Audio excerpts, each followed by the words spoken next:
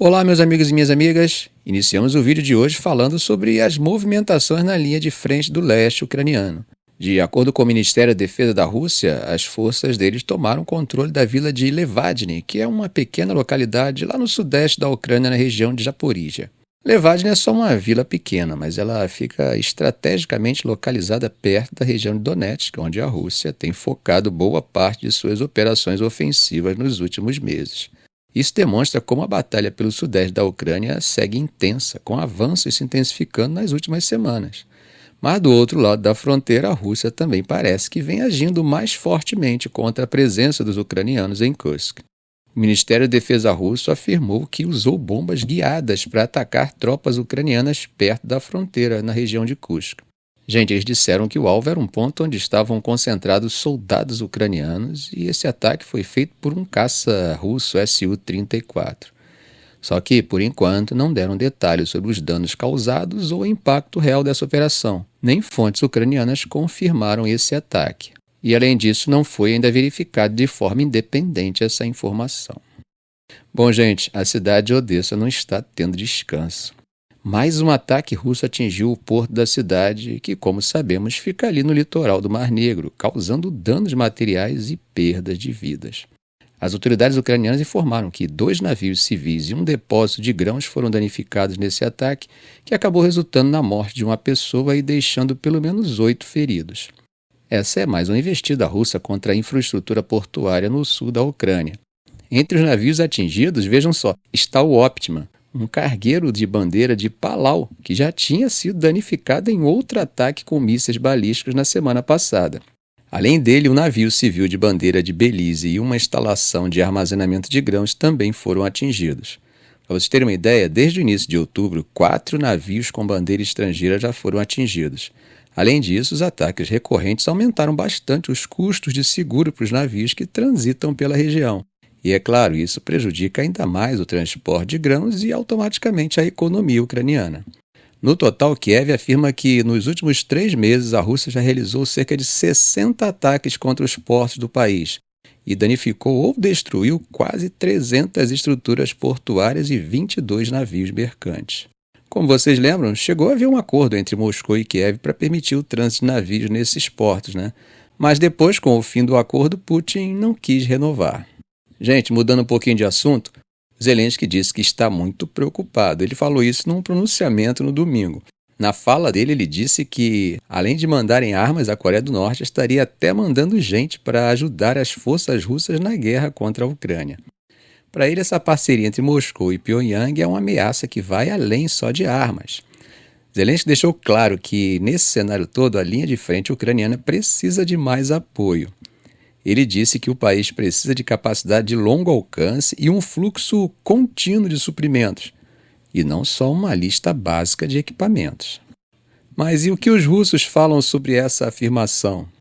Bom, o Kremlin negou tudo o que foi dito, tanto pela Ucrânia quanto pela Coreia do Sul. O Dmitry Peskov, que é o porta-voz russo, chamou essas notícias de fake news e disse que essa história de tropas norte-coreanas no conflito não existe. E aí, quem está mentindo? Mas olha, a coisa vai além das palavras. O ministro da Defesa da Coreia do Sul, Kim Yong-un, falou na terça-feira que há uma grande chance de que a Coreia do Norte já tenha mandado tropas para ajudar a Rússia na guerra. Ele até mencionou relatos sobre oficiais militares norte-coreanos que teriam sido mortos em ataques ucranianos em território controlado pelos russos. Bom, mudando de assunto, parece que estão chamando o Brasil para dentro dessa treta toda entre Zelensky e Putin. Na verdade, é uma questão diplomática em relação à possível participação de Putin na cúpula do G20 no Brasil no próximo mês. O principal promotor ucraniano, Andriy Kostin, afirmou que recebeu informações de inteligência indicando que Putin poderia comparecer ao evento e fez logo um apelo às autoridades brasileiras para que executem o mandado de prisão emitido pelo Tribunal Penal Internacional, caso isso aconteça. Vocês devem lembrar que o TPI emitiu um mandado de prisão para Putin em março de 2023, acusando ele de crimes de guerra, especificamente pela deportação de crianças ucranianas no início do conflito.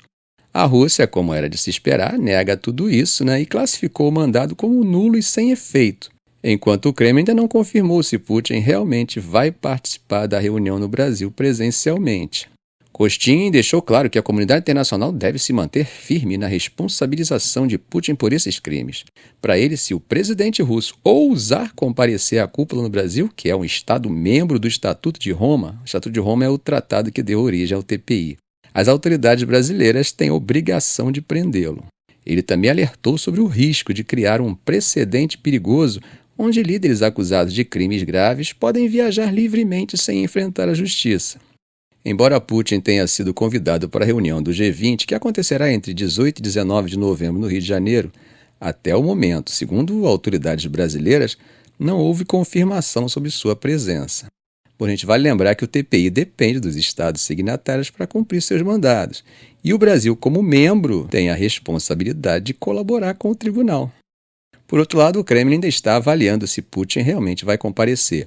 Em outras ocasiões, como na cúpula do BRICS na África do Sul no ano passado, Putin optou por participar virtualmente, possivelmente para evitar situações embaraçosas, já que a África do Sul, assim como o Brasil, também é signatária do TPI. Bom, gente, eu particularmente, conhecendo a história da política externa brasileira desde a criação das Nações Unidas, acho improvável que Putin compareça. Isso pelo fato de que seria de responsabilidade do judiciário brasileiro e não do executivo cumprir o mandato. E é uma tradição de nosso judiciário, assim como do Itamaraty, independente do governo de plantão, cumprir com o direito internacional. Então eu acho que ficaria bem claro para Putin que ele não deveria vir. Bom, eu acho improvável que o Estado brasileiro haja como aconteceu em setembro, quando Putin visitou a Mongólia sem ser detido.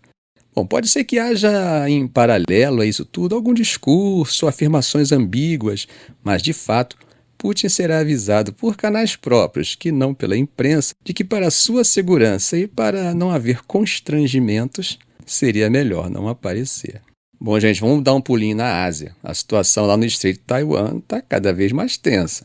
Hoje, segunda-feira, a China fez um monte de exercícios militares ao redor da ilha principal de Taiwan, meio que numa demonstração de força e como um aviso contra o que eles chamam de atos separatistas.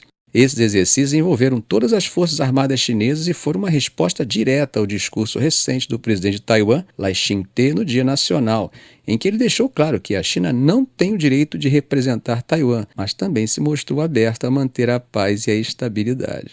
Os exercícios começaram antes do amanhecer, sem aviso, com um grupo de ataque liderado pelo porta-aviões chinês Liaoning, cercando Taiwan por mar e ar.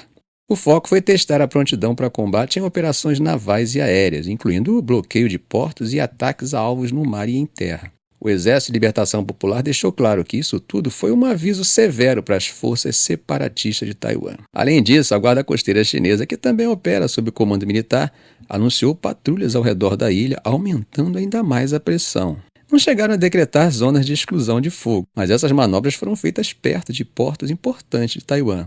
Taiwan identificou o número recorde de 125 aeronaves chinesas e 17 navios militares nas proximidades, classificando isso como assédio e parte de uma guerra cognitiva contínua. E Washington expressou preocupação e pediu moderação para Pequim, dizendo que o discurso de Lai foi rotineiro e não justificava uma reação militar tão forte. Mesmo assim, o governo chinês, pelo porta-voz Mao Ning, reafirmou que a independência de Taiwan e a paz no estreito são irreconciliáveis.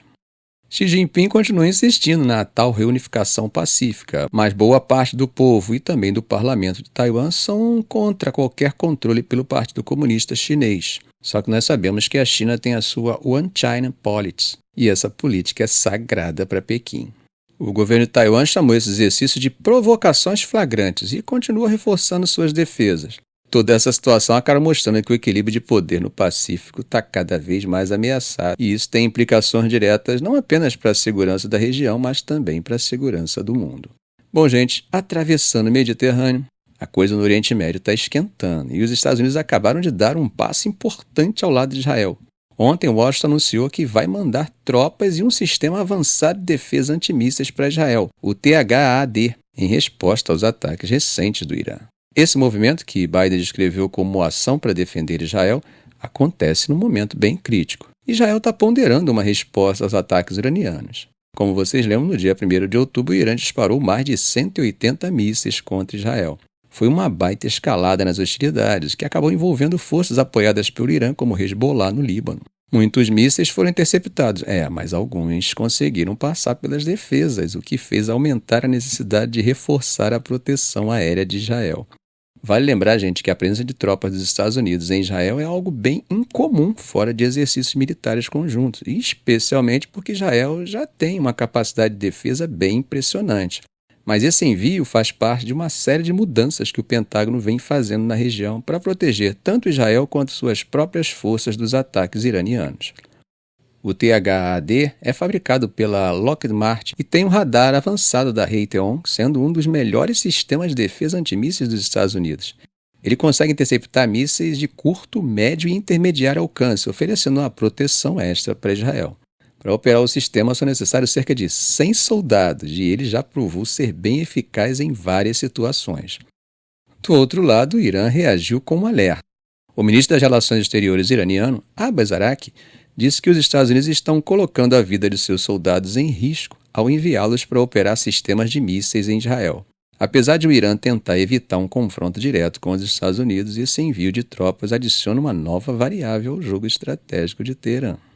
A administração Biden já alertou sobre o risco de uma escalada que poderia transformar o conflito numa guerra regional de grande escala, mas estão mandando tropas e equipamentos para lá. Mandar o THAAD e as tropas americanas deixa claro que os Estados Unidos estão comprometidos em ajudar na defesa de Israel, mas também que estão tentando equilibrar as coisas para evitar uma escalada maior. Ficamos por aqui. Se esse vídeo foi útil para você, faça um comentário, compartilhe em suas redes sociais, dê um like. E é claro, se ainda não for inscrito, inscreva-se no canal e ative o sininho para não perder os próximos vídeos. Ok, gente? Um grande abraço do professor Arão Alves.